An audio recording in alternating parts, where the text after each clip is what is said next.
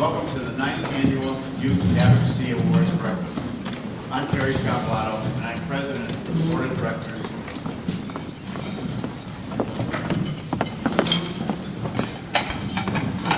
Is that better? I'm Terry Scott, and I'm President of the Board of Directors of Youth Continuum. Thank you for taking the time to join us this morning to celebrate the work of some outstanding individuals, organizations, and supporters in our community. I also want to thank our event sponsors, Yale New Haven Hospital and the Louis G. Shaneman Foundation, along with our other sponsors and friends who made this morning possible. Finally, I'd like to recognize my fellow board members and the Youth Continuum staff that work tirelessly with our youth. The progress you'll hear about this morning could not have taken place without their vision and devotion. Let's give them a sincere thank you.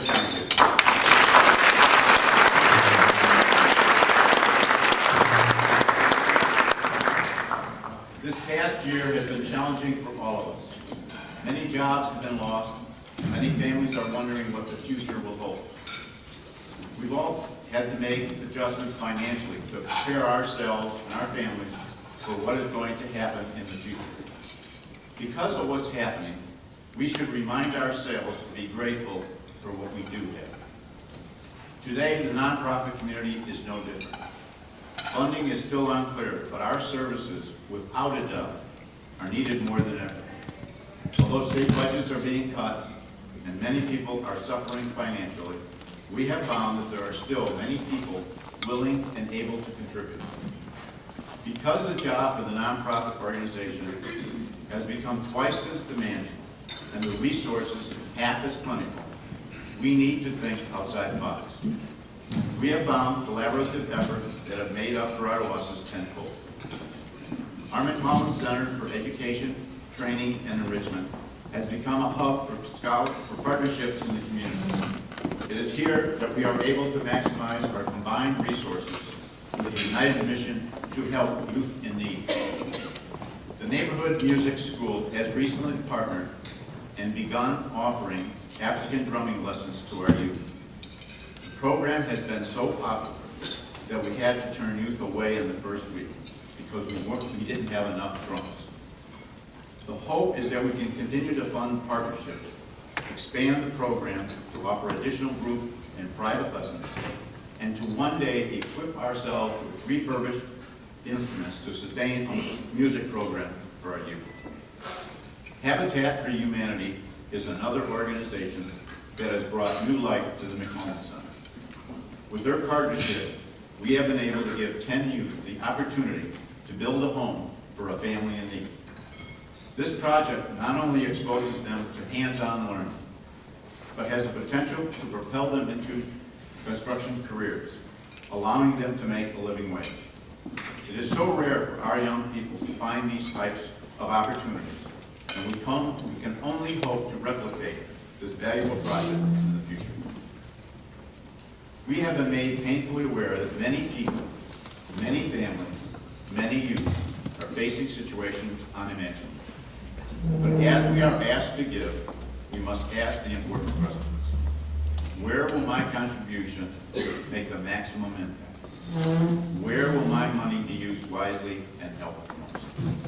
Today we will explore the success stories of Youth Continuum. We will listen to the testimonies of 2 young people within our organization. They will answer these important questions. Before we invite our youth speakers, I am happy to announce this year's scholarship winners. 4 years ago, 2 generous, longtime friends of Youth Continuum anonymously set up a scholarship fund called the Yes I Can Fund. As a result, each year, at least one of our residents will receive a major scholarship toward a higher education program. This year, that award has been given to Michelle Coleman and Louis Arroyo. Michelle has been attending Southern Connecticut State University. Her success story is the direct result of her charisma and determination. She just needed a little push in the right direction. She did the rest. Louis is using his award to finish up the last 6 credits at Quinnipiac University this fall for a BA in Liberal Studies in Society and Justice. Both cannot be here with us today, but let's give them a round of applause.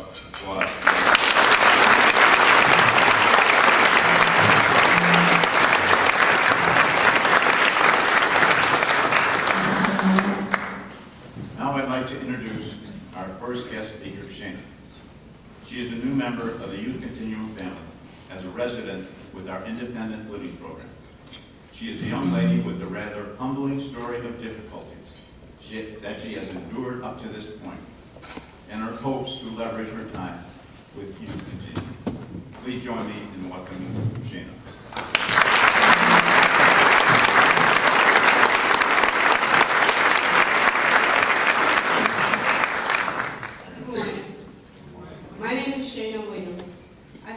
Today, giving Youth Continuum thanks for the devoted help that they have given me. I have only been a part of Youth Continuum program for about 2 months, and within those weeks that have passed by, I can definitely say that they have been an outstanding success when helping me get back on my feet. Living the life I was handed wasn't easy. My mother and my father were unable to care for me and my other siblings due to drug abuse. We lived with my grandmother since I can remember. She did the best she could do for us, and need I say, she did a wonderful job. As the years began to progress, things in my life headed in a different motion. I was a junior in high school, and I found out that I was pregnant at the age of 17. I did obtain my high school diploma and even received a full-time job that allowed me to save for an apartment and a car. A couple months had gone by, and then I had to face some of the most hardest, devastating obstacles that took a toll on my life. My transmission went on my car, and my house burned down. I remember it like it was yesterday. I was in the kitchen cleaning, and my 4-year-old daughter was in her room watching grass. I kept hearing an annoying beeping sound that was coming from upstairs. I knew that it wasn't anyone there, so I decided to go up and check. As I got to the front door, I seen a cloud of smoke coming. I grabbed the telephone and I called 911. Then I grabbed my daughter and I told her that there was a fire and we had to leave. As soon as we got off the property, the entire house went into flames. The Red Cross was there to help us, but only for 2 days. I began staying with friends and relatives, and months went by. Then by the grace of God, I came across Youth Continuum. And from the first day I walked inside the building, I felt a connection. Just speaking with Dawn, the day of my intake, made me feel very comfortable. And it also allowed me to see that there are people who are willing to help. I felt relieved that Youth Continuum was there to put out a helping hand. I now have my own apartment. I'm a service response coordinator at Tower 1 Tower East, and I'm still working hard to provide for my family and save for a car. I also will be attending Gateway Community College next semester. Despite all the outside forces that should have kept me down, I am still holding on and hanging in there to be the best I can be for me and my child. No matter what it is that you're going through, just always remember, if you're dedicated, focused, determined, you can overcome any devastating obstacle that come your way. And I can truly say, living the life that I was handed made me a very strong woman, and I will continue to persevere. Thanks, Youth Continuum, for the devoted, great help that you have given me.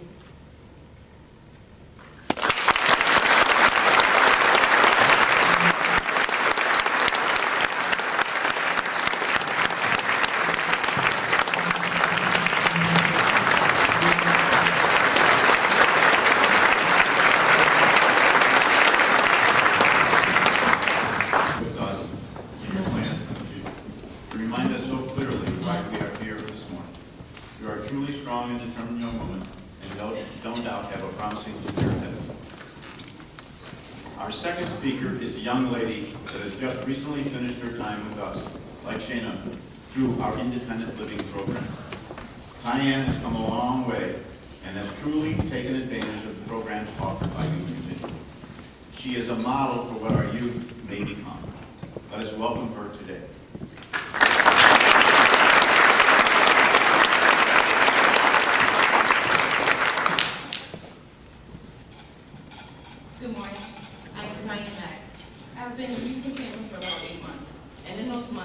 Youth Continuum has helped me complete one of the most major accomplishments of my life.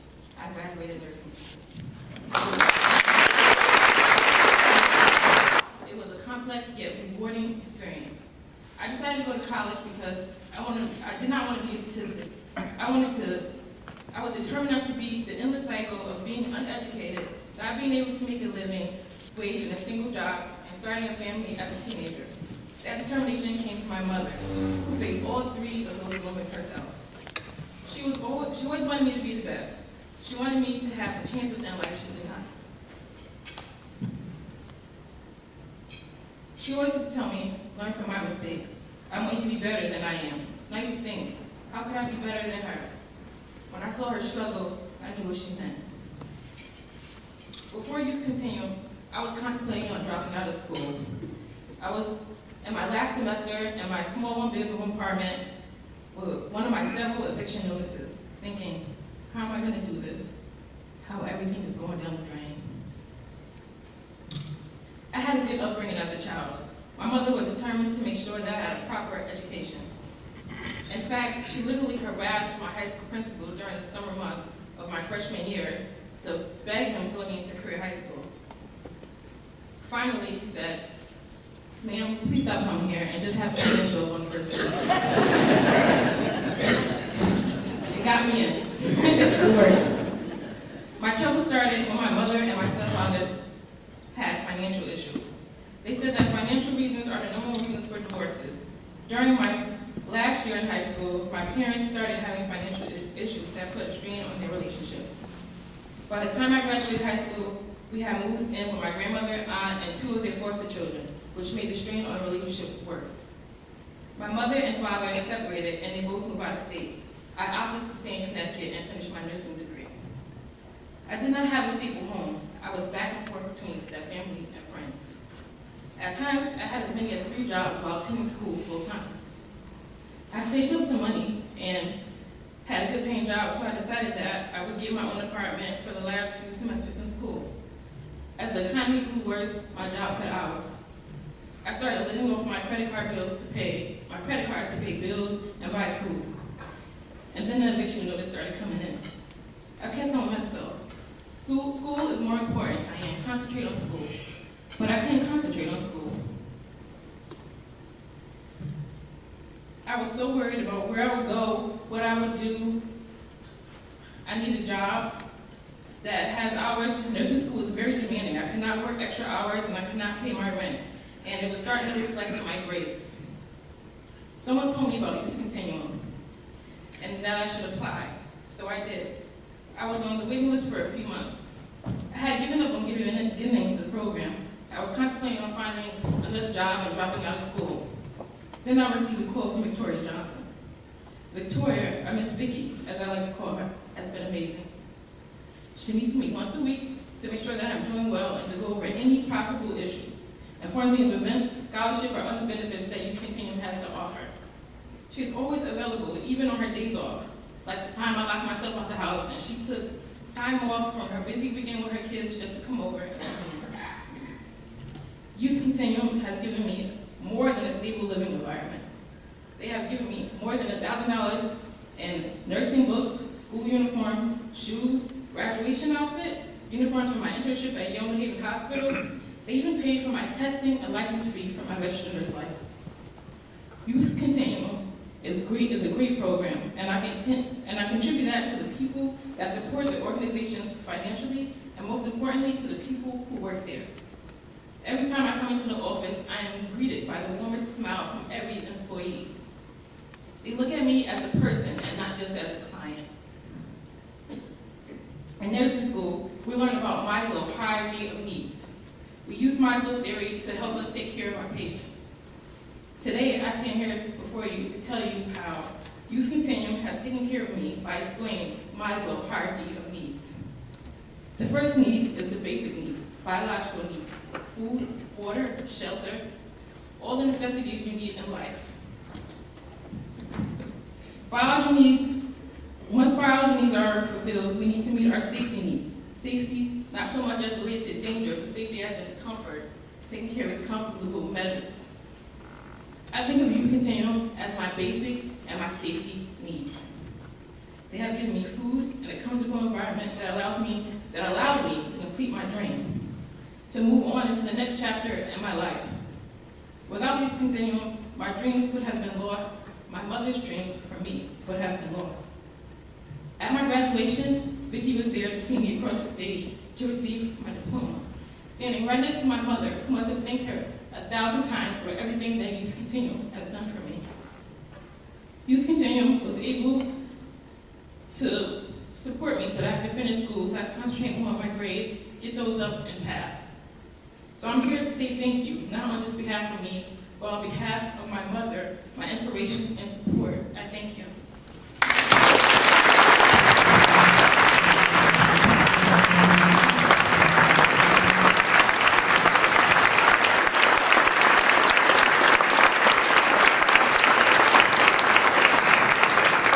Our best wishes. Graduating is an enormous honor, and we are very proud of your accomplishment. I hope that you will keep in touch with us and come back to encourage incoming youth, reminding them that dreams are possible and hard work truly does pay off. I'm proud to turn to the main purpose of the morning, to recognize individuals and organizations that affect not only our young people, but many, many more. The success of all of our community's children depends on adults who speak out and take action on a daily basis on their behalf. Through our Youth Advocacy Awards, we're able to recognize some of the men and women who do exactly what needs to be done, tirelessly, on behalf of children at the community and state level. Very often, the rest of us don't know exactly what they do because they work behind the scenes or in indirect ways. It's too easy to take their work for granted. So each year we try to show how grateful we are to these advocates for youth and to recognize them for the commitment and accomplishments. Our first recipient of this year's Youth Advocate Award is State Representative Tony Walker. Representative Walker is a seasoned social activist and advocate for youth, education, and human rights. As a Connecticut State Representative, she created and chaired both the Juvenile Jurisdiction Planning and Implementation Committee and the Juvenile Jurisdiction Policy and Operations Coordinating Council. She currently serves as Vice Principal and Coordinator of Special Services and Grants at New Haven Adult Education, where she plays an instrumental role in developing, designing, and implementing community-based programs. As a Connecticut State Representative, she serves as Chairman to the Human Services Committee and participates on several legislative bodies, including the Appropriations and Judicial Committees and several other policy committees and legislative forums. Let us offer her a warm welcome.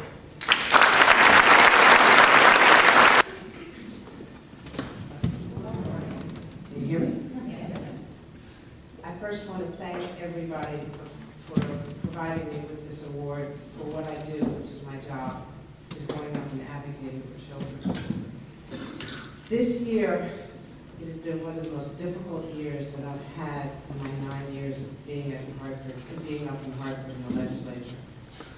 Children are not the most important priority, unfortunately, this year. And I say that very sincerely. We're struggling right now with our budget. And when they asked me to come to receive the award, they asked me to come and talk about the budget. And I said, I'll talk about the budget, but I really want to talk about our policy in Connecticut for children. First, in the budget, you want us, very sincerely, because if we do, our nonprofit role in Connecticut will be devastating.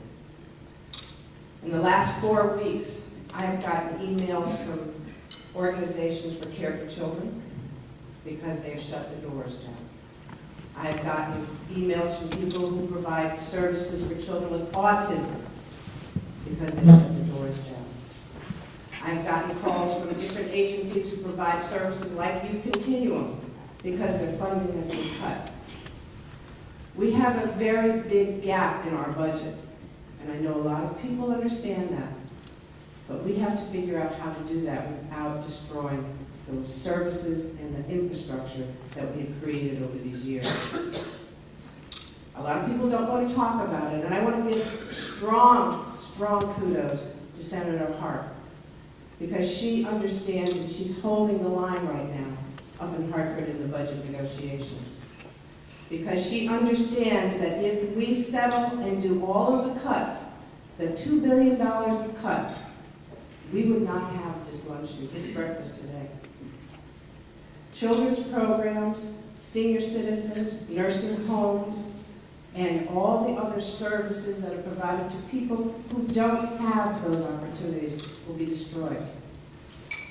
We talked about it at the table. We have to figure out a way of having everybody understand what it means for us to cut the budget and come to a conclusion. The negotiations are not there. The desire is not there for us to maintain what we have. So I bring that in sad news. But I say to you, keep supporting those people that are in there fighting for what we need is important for our children. This past session, one of the most devastating bills that I was not able to bring to the table got turned down. And I wanted to talk to you about that one bill because you will understand this. When our children came up and talked, Shauna came up and talked about being dedicated and focused so that you can succeed. You're right. We have to stay dedicated and focused. When Shauna talked about the Maslow's hierarchy of needs, something that we all learned in basic college, we forget that when we get out there. Children need basic services. Children need basic foundations. Over the last 7 months, we had hearings up there that I chaired with families coming up and talking about what their families are going through because of their interactions with the Department of Children and Families. We came up with one bill that we felt at least we could do this one bill for our children. It was a Bill of Rights, a children's Bill of Rights. We have a Victim's Bill of Rights. We have a Taxpayer's Bill of Rights. We have a Veterans Bill of Rights. We have a Patient's Bill of Rights. And when I went in to negotiate for this Bill of Rights, do you know what they told me? We can't afford it. I don't think you understood what I felt at that moment. I said, what do you mean we cannot afford to give our children a Bill of Rights, a foundation, a Maslow's hierarchy of needs, a foundation that they can grow from, to say that they are going to grow better. They're going to have a better life, like her mother said. They said because we would be subjecting ourselves to more suits. It hurt every bone in my body when I had to go through that.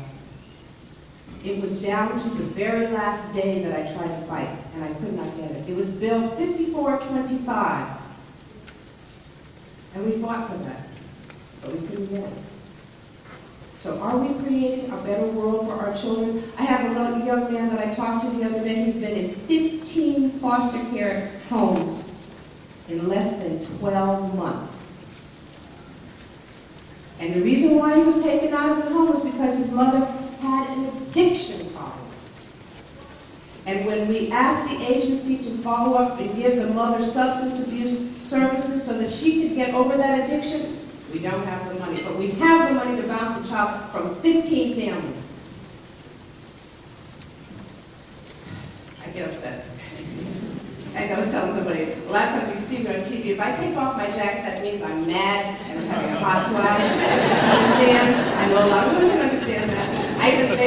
Last joke of the last few days, they made me a little fan to put around my neck so that they don't let me see me sweat. But we have to do something. It's good to appreciate, it's good, but we've got to get angry and say our children are so much better than that. We want them to have a home. We want them to have the basic needs. We want them to be secure, and then we want them to thrive like our honorees.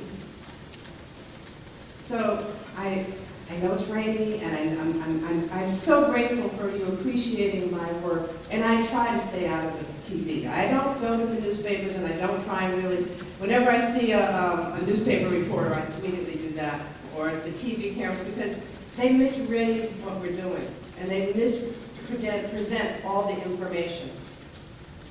So I ask you, Love our children. Tell the state legislators we understand that we have to come to compromise. But the compromise cannot be our children. Provide them with the basic needs. Make sure that every one of our children have the opportunities of the people that, like the two children in the honorees today. And I thank you for your dedication, and I thank you for your hard work. But it's going to get harder. The collaborations have to be there. The understanding and the moments have to be there. But all of us can do this together, hand in hand, and make sure that Connecticut is better for our children than we deserve.